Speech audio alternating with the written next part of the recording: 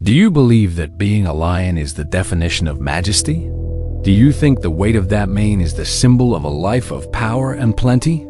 You are mistaken. What the savannah hides behind the roar isn't nobility. It's a relentless biological clock, counting down the time until you become nothing but a piece of dry, starving meat. Think again. The life you are about to live isn't a reign. It is trench warfare that begins the second you take a breath and only ends when starvation finally shuts down your body. Your fate as a male, the fate of a future king, is to be disposable. The world begins not with a roar, but with a thick, humid smell of blood, dirt, and the amniotic fluid stuck to your skin. You weren't born under the African sun, but tucked away in a hiding place of tall grass, far from the immediate protection of the pride. Your mother couldn't afford the luxury of giving birth amongst the lionesses, because the initial vulnerability would be a death sentence, not only for you, but for your two siblings. You are one of three, and the competition begins before your eyes even open. You grope in the dark, fiercely shoving your siblings to ensure access to one of your mother's teats. The milk is rich, but the supply is limited. The pain of hunger is the first sensation your brain registers, and it will never leave you again. You barely weigh 3 pounds. You are blind, deaf, and completely defenseless. Your body is a soft mass that smells like easy prey. Nature designed you to be a meal for hyenas, jackals, and even python snakes. Your exhausted mother licks you with a rough tongue, but it is not an act of maternal affection as you might imagine. It is an act of survival. But it is an act of survival. She must remove any and every trace of birth sense so that the hiding spot isn't discovered. Any lapse in hygiene, and you will be dead in minutes. She carries you in her mouth, transferring you from hiding spot to hiding spot, every few days mouthing your loose skin to transport you, and you feel the panic of being suspended in the air, the smell of her strong saliva, and the fear that she will drop you. And then, the first great trauma, the threat that looms over every lion litter, especially the males. You are only a few weeks old, and the scent that invades the hiding spot is different. It's the smell of testosterone and power, but it is not the smell of your father. A group of nomadic males has taken control of the pride.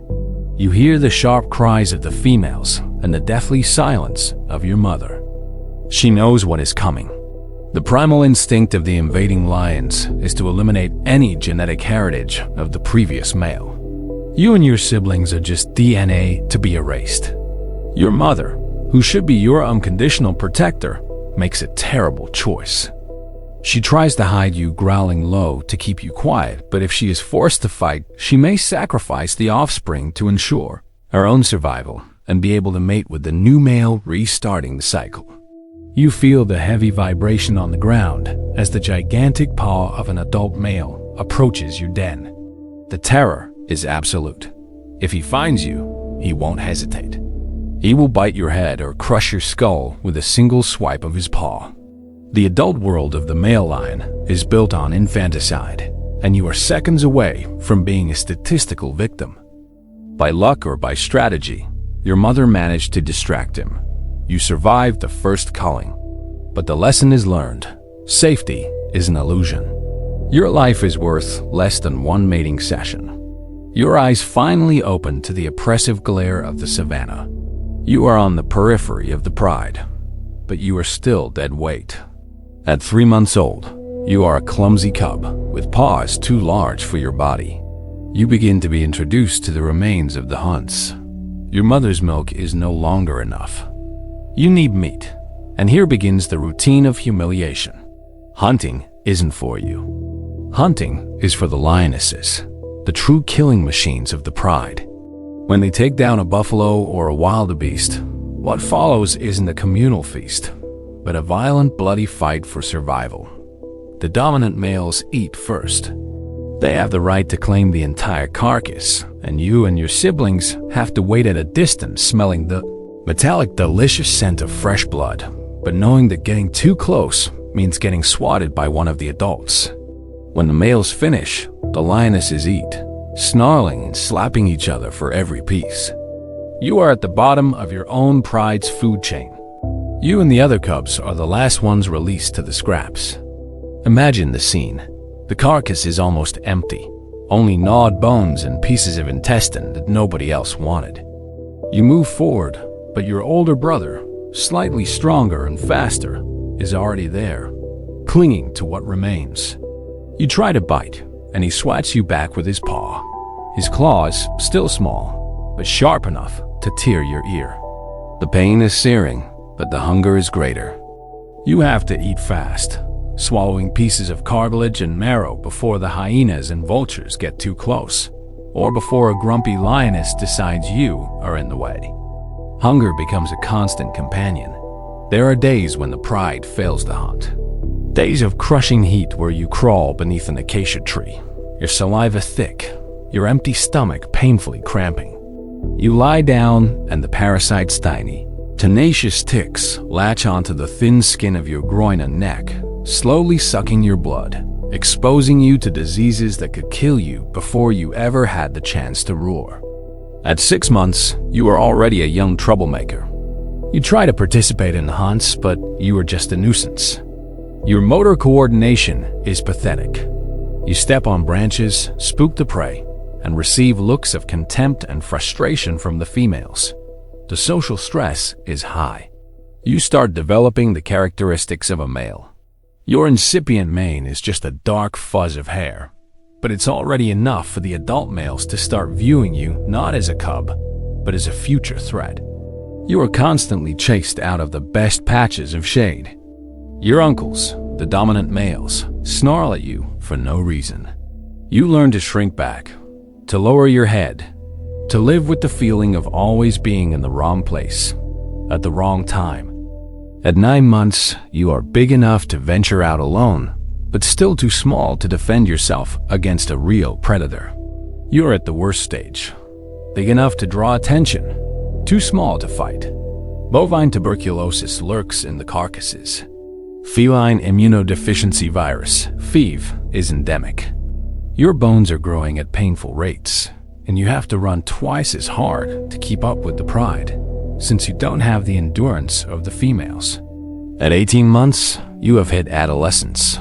Your mane starts to define itself. Your body, though still lean, is gaining muscle. You start trying to mount females and are promptly repelled with violence. You are ready to fight, but your body doesn't yet have the necessary strength. You are an arrogant adolescent in a child's body. Time is running out. The adult males of the pride are growing impatient. They will not tolerate the presence of a young, sexually mature male for much longer. Nature does not allow adult male offspring in the same group, as this creates internal competition and weakens the dominant bloodline. You feel the tension building. You try to stay invisible, but your scent and size betray you. The alpha male's look at you is clear. Get ready to leave. At 2.5 years old, the sentence is delivered. It is not a fond farewell. It is a violent expulsion. One day, you approach a watering hole, and the dominant male, the one you tried to avoid for years, intercepts you. He is 3 times your weight. He knocks you down with a single swipe of his paw. You feel his claws rip into your thigh. He doesn't want to kill you. He wants to maim you enough so you understand the message. His roar is not a warning. It is an order. You back away, limping, the pain throbbing in your leg, the bitter taste of fear in your mouth. None of the females come to comfort you. They watch in silence. You are no longer family. You are competition. You are a problem that has been resolved. You are a nomadic lion. The reign was over before it began. You were thrown out of the only safe place you ever knew, with an open wound and no real experience hunting solo. You have to learn to survive in unknown territory, where every shadow is an enemy and every scent is the mark of a predator stronger than you. Adulthood begins, and it is defined by 2 things: chronic hunger and the desperate struggle to find another male to form a coalition. Because alone, you are nothing more than an appetizer for the hyenas. Your journey towards slow death has just begun. You have, at best, 8 more years of stress and violence before inevitable starvation claims you. And every one of those years will be spent fighting for territory you know you will eventually lose. Your journey towards slow death has just begun. You have, at best, 8 more years of stress and violence before inevitable starvation claims you. And every one of those years will be spent fighting for territory you know you will eventually lose. You walk and walk.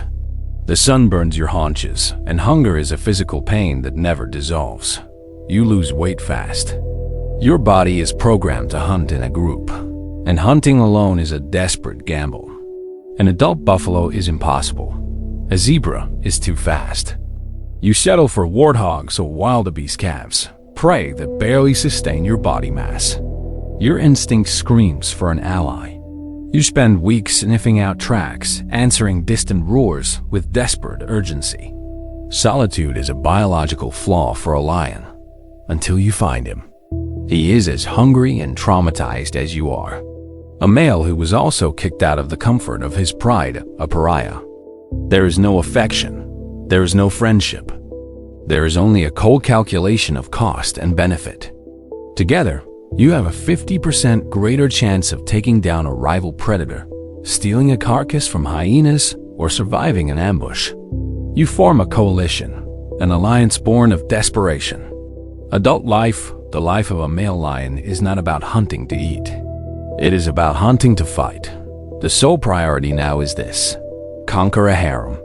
This means killing or driving out the males already there. Your next 4 years will be defined by the terror of territorial warfare.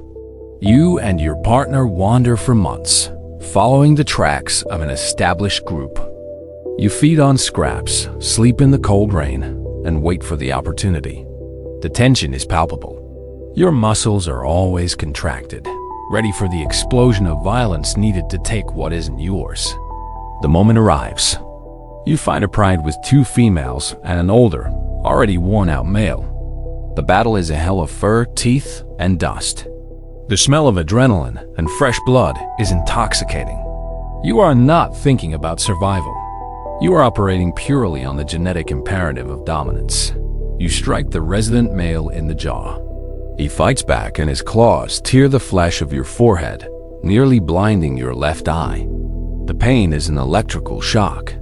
You take him down, and your partner finishes the job, biting his throat. There is no honor. There is only the exhaustion of victory. You won. Now, the real cost presents itself. The first thing you do is infanticide. You can't afford to wait for the current cubs to grow up. They carry the DNA of your rival. For the females to enter estrus and carry your genetics, the existing cubs must die. You hunt down the cubs, small and defenseless. The mothers fight with desperate ferocity, but they are smaller and overwhelmed. Within minutes, the scent of lacerated innocence hangs in the air.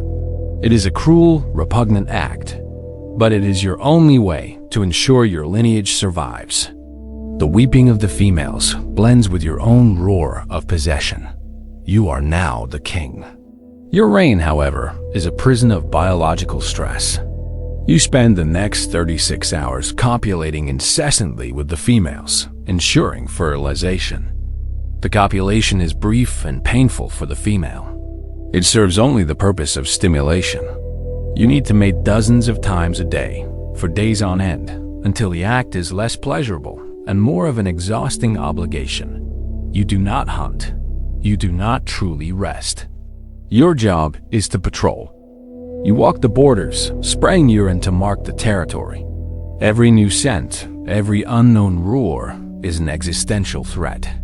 You sleep with one eye open, knowing that nomadic lions, exactly as you once were, are scenting your trail, waiting for you to make a mistake. The hormonal pressure keeps you in a state of perpetual alert. Cortisol corrodes your body. You lose weight even while eating, because the energetic cost of patrols and imminent fights is unsustainable. Time passes. You survive 2 more invasion attempts. In one of them, you lose part of your ear and gain a deep scar on your flank.